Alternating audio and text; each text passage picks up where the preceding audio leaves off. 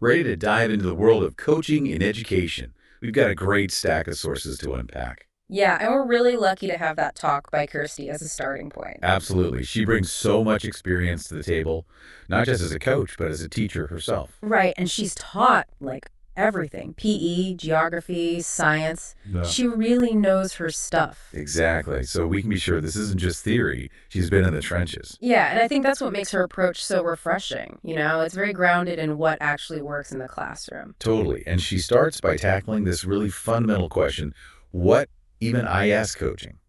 Because it often gets lumped in with mentoring or even just good teaching. Right, and especially in a school environment where you have so many different roles, it's easy for those lines to get blurred. Absolutely. So, how does she define it? Well, she actually takes us all the way back to ancient Greece, to the original mentor, if you will, mentor himself, guiding Odysseus's son. Wow, going way back. Yeah, and it's actually a really clever way to illustrate how the concept of mentoring has evolved over time. Because when we think of a mentor, we often picture like a wise old sage imparting knowledge, right? Exactly. But modern mentoring is a lot more nuanced than that, and Kirsty really highlights that. So it's not just about this top-down transfer of knowledge anymore. Right, it can be about peers learning from each other, or even someone younger guiding someone older. Think about tech skills, for example. It's about recognizing that everyone has something to offer, regardless of their age or experience. Absolutely, and it borrows a lot from coaching techniques, which are all about unlocking potential, not just giving answers. So it's not about telling someone what to do, it's about empowering them to find their own way. Exactly. And that brings us to this whole idea of agency and goal setting, which Kirsty talks about a lot. And I love how she brought in that OECD study, the one that found that when students are part of creating their own goals, it has a way bigger impact. Especially for younger learners, right? Yeah, because if you feel like you had a say in setting the destination, you're going to be a lot more invested in the journey. And it ties in beautifully with the PSB skills framework that Kirsty mentions. Those essential skills like communication, collaboration, and independence. Right, so it's not just about what they're learning, but how they're learning it. Exactly. And co-creating goals really encourages those skills to flourish. And Kirsty, being a teacher at heart, loves a good analogy. And she had this great one about an SAS team. Okay, I have to admit, when I first heard that, I was like, wait, are we rappelling off buildings now? Right. But she explains it so well. It's about that shared mission, that trust, knowing everyone brings their A game even though they have different strengths. You're in it together, even when things get tough. Exactly. And that sense of support is crucial because, as Kirsty points out, coaching doesn't thrive in a vacuum. It needs the right kind of environment to really flourish. So we're not just airdropping coaching into a school and expecting miracles. Definitely not. Kirsty's a big proponent of the growth mindset, this idea that we're all a work in progress. It's like that Carol Dweck quote, "I can't do it yet," right? Small change in language, but a huge shift in mindset. Exactly. And she talks about how you can start building that culture even with small steps. Like, what are some concrete examples? Well, she mentions school assemblies. Using those moments to reinforce the message that it's okay to make mistakes. It's all part of learning. So it's about creating that space where it's safe to experiment, to not have all the answers. And to learn from each other, not just from the expert in the room. Which brings us to a tool that Kirsty loves for individual growth, the Jory window. Okay, this is where it gets really interesting because the Jory window is all about self-awareness, right? Yeah, it's like holding up a mirror to your strengths, your blind spots, and then there's this whole quadrant of unknown potential, which is both exciting and kind of scary at the same time. It really is like unlocking a new skill in a video game. When you level up and suddenly there's this whole new branch of abilities you didn't even know existed. Yeah, totally. And that's what that unknown potential quadrant is all about. It can be a bit daunting though, right? Like facing the unknown. For sure, but that's also where the real growth happens, right? When you step outside of your comfort zone. Totally. And the Jory window is such a simple tool, but Kirsty talks about how it can be really powerful both for personal reflection and also for coaching conversations. Yeah, you can use it with students, but it's equally valuable for educators themselves. Absolutely. It's a great reminder that we're all on this journey of learning and growth. And speaking of growth, Kirsty doesn't just leave us with these warm, fuzzy feelings. She gets into the nitty-gritty of actually planning for success.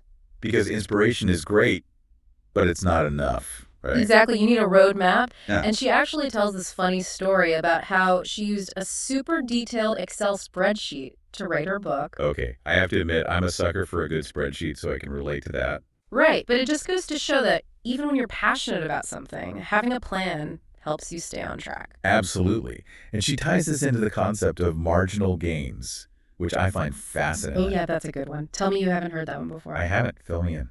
Okay, so it's this idea that's often credited to Dave Brailsford, who coached British cycling to a ton of Olympic gold medals. Wow, impressive. Yeah, so he believed in making these tiny, almost unnoticeable improvements in every single area, like from the athletes' sleep schedules to the type of massage gel they use. Wait, really? The massage I gel. know it sounds crazy, right? But his thinking was that all these tiny improvements would add up. So it's not about finding one magic solution, it's about sweating the small stuff. Exactly, and it clearly worked for them. And this actually connects to another point that Kirsty makes about goal setting. Okay, let's hear it. So we've all heard of SMART goals, right? Specific, measurable, achievable, relevant, time-bound. Of course, they're like the gold standard. Right, but Kirsty argues that they don't always fit the bill, especially in education. Interesting, why not? Well, sometimes a more flexible approach can be more effective, especially with younger learners. So she talks about peers goals instead. Peers goals. I've never heard of those. Tell me more. So it stands for positive emotional, easy relevant, and self-centered. Okay. I could already see how those would resonate more with, say, a middle schooler than a dry old SMART goal. Exactly. It's about tapping into their intrinsic motivation, making sure the goals are meaningful to them. It's about making it personal. Precisely. And once you've set those goals, whether they're SMART or peers, Kirsty reminds us of a crucial and often overlooked aspect of coaching reflection. It's like that moment after you finish a big project or give a presentation, and you take a step back to think about what went well and what you could have done differently. Exactly. It's about taking that time to assess what's working, what needs to be adjusted, and what you've learned along the way. It's not just about the destination, it's about the journey. And this reflection isn't just for the person being coached, it's for the coach as well. That's a good point. We can all benefit from a little self-reflection. Absolutely. It's how we grow and improve. It's so true. And it makes you realize that coaching isn't about having all the answers.